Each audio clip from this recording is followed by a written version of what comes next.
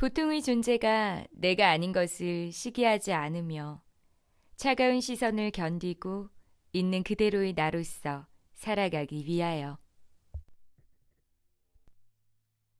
내게 친절하지 않은 사람에게 친절하지 않을 것. 대학을 갓 졸업했을 무렵 나는 한 회사에서 인턴을 했다. 내가 처음으로 배정된 팀에서 만난 주임은 나를 하인처럼 대했다고 할까? 갑질이 적당할 듯. 자기 앞에 있는 모니터를 10cm 옮기는 것도 나를 시켰고 사소한 실수만 해도 나 엿먹여? 라며 면박을 줬다. 사회생활이 처음이었고 모든 게 평가 대상이었던 인턴 신분의 나는 어찌할 바를 몰랐다. 그저 이 집단의 가장 아래에 놓여 있다는 사실을 절감하며 호모 인턴스 시절을 보냈다. 그렇게 인턴십을 마치고 한참이 지난 어느 날 잠자리에 드는데 갑자기 그 선배 생각에 분한 마음이 들었다.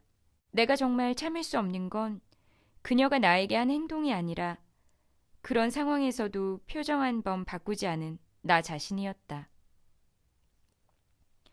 큰 권한이 있었던 것도 아닌데 대단한 권력이라도 지닌 듯 구는 그녀에게 난 단 한 번도 꿈틀하지 못했고 그런 나의 태도는 그녀가 나를 점점 더 하대하게 만들었다.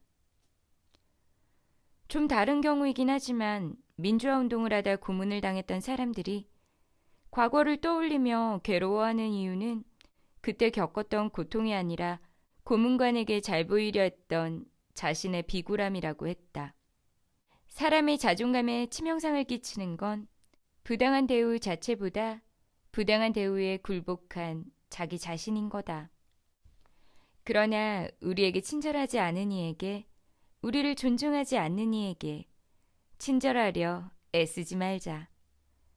상황을 바꿀 수 없을지라도 적어도 그들에게 비굴해지지는 말자.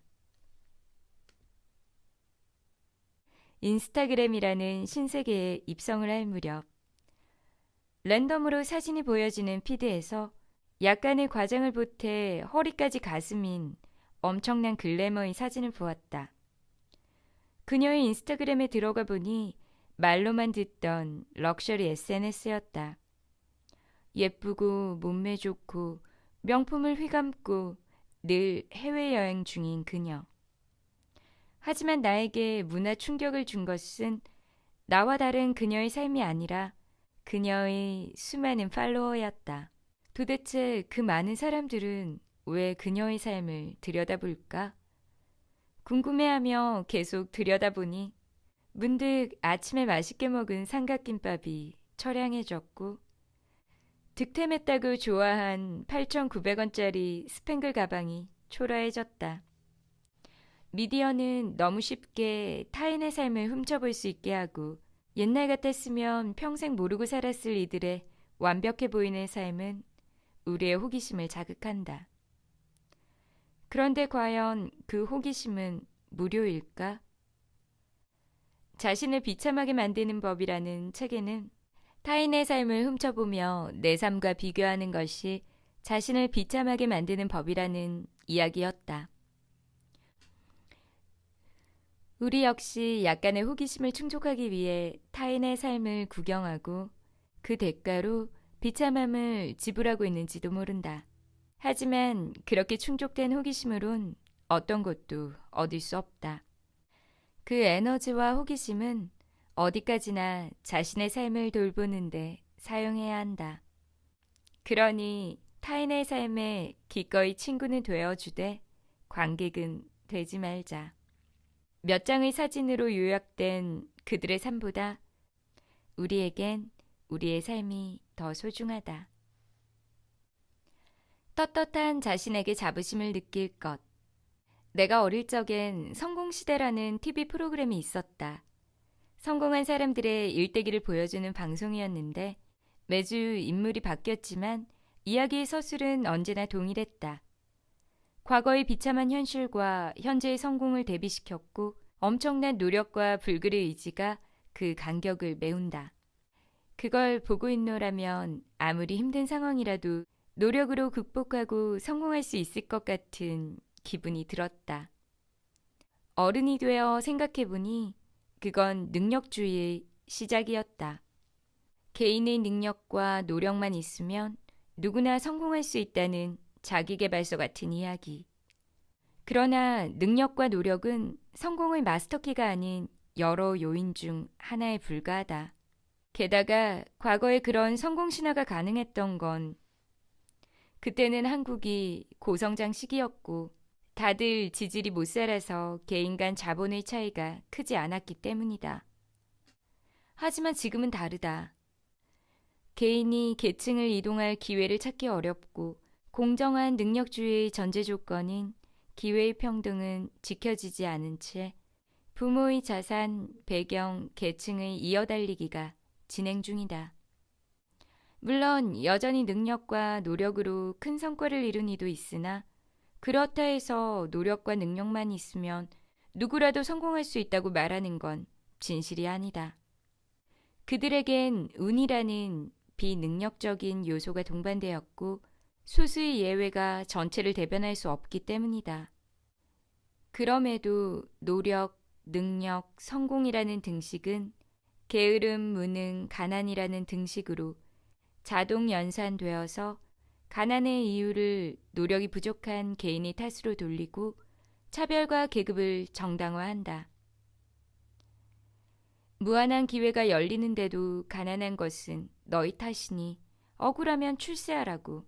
그래서 사람들은 가난함에 쪽팔려 한다. 그러니 가난해 보이지 않기 위해 안간힘을 쓴다. 히말라야를 등반하는 것도 아닌데 학교엔 노스페이스나 K2쯤은 입고 가야 가오가 살고 부녀회에선 비싼 아파트처럼 보이기 위해 아파트 이름을 영어로 바꿔야 한다는 총국이 벌어진다. 기회가 평등하지 않은 능력주의는 허구일 수밖에 없음에도 성공시대와 자기계발서가 심어놓은 왜곡된 능력주의는 우리를 부자인지 아닌지 하는 결과값에 맞춰 우쭐함과 부끄러움 사이 어디엔가 놓이게 했다. 하지만 막상 주변을 둘러보면 그저 운이 좋아서 혹은 상속받은 자본으로 부를 이룬 부자가 한둘인가? 가난하지만 성실하고 정직하게 살아온 이웃들이 한둘인가? 과정은 스킵한 채 편법을 저지르고 약자를 착취해도 돈이 많은 부자들은 당당하고 성실하고 정직하게 살았어도 가난한 사람들은 자신이 부끄럽다면 그건 이상한 일이 아닐까? 가난하다 해도 삶에 최선을 다했고 떳떳하게 살았다면 그 삶의 긍지와 자부심을 느껴야 한다. 인생에 지나가는 사람에게 상처받지 않을 것. 나이를 먹으며 절감하는 건 언제 밥 한 번 먹고 싶은 사람들조차도 시간을 내서 보긴 어렵다는 사실이다. 그렇기에 좋아하지 않거나 잘 맞지 않는 사람들은 고등학교 때 옆 분단에 앉았던 은경이와 재무팀의 박대리가 그렇듯이 인생에서 지나가는 사람들이 된다. 그리고 우리는 그런 이들의 공적인 업무를 위장한 사적인 짜증과 걱정을 위장한 모욕과 질문을 위장한 무례함에 마음을 졸이고 상처받고 미움을 쌓는다. 하지만 월급의 2배짜리 명품백만이 낭비가 아니고 연예인 걱정만이 낭비가 아니다. 우리 삶에서 곧 사라질 존재들에게 마음의 에너지를 쏟는 것, 그건 역시 감정의 낭비다. 그만두면 끝일 회사 상사에게, 어쩌다 마주치는 애정 없는 친척에게, 웃으면서 열받게 하는 빙그레 쌍년에게, 아는 척 머리 굴리는 여우 같은 동기에게, 인생에서 아무것도 아닌 존재들에게 더는 감정을 낭비하지 말자. 마음 졸여도 끙끙거려도 미워해도 그들은 어차피 인생에서 지나가는 사람들일 뿐이다. 인터넷에 떠돌던 나라별 중산층의 기준이다. 영국 옥스퍼드에서 제시한 중산층의 조건. 페어플레이를 할 것, 자신의 주장과 신념을 가질 것, 나만의 독선을 지니지 말 것, 약자를 두둔하고 강자에게 대응할 것. 불의, 불평, 불법에 의연히 대처할 것. 프랑스, 퐁피두 대통령이 삶의 질에서 제시한 중산층의 기준. 외국어를 한 해 정도 구사하여 폭넓은 세계를 경험할 것. 한 가지 이상의 스포츠를 즐기거나 하나 이상의 악기를 다룰 것. 남들과 다른 맛을 낼 수 있는 별미 하나 정도는 만들어 손님을 대접할 것. 사회봉사단체에 참여할 것. 남의 아이를 내 아이처럼 꾸짖을 수 있을 것. 대한민국 연봉 정보 사이트 직장인 대상 설문. 부채 없는 아파트 평수 30평. 월급여 500만 원 이상. 자동차는 2000cc급 중형차.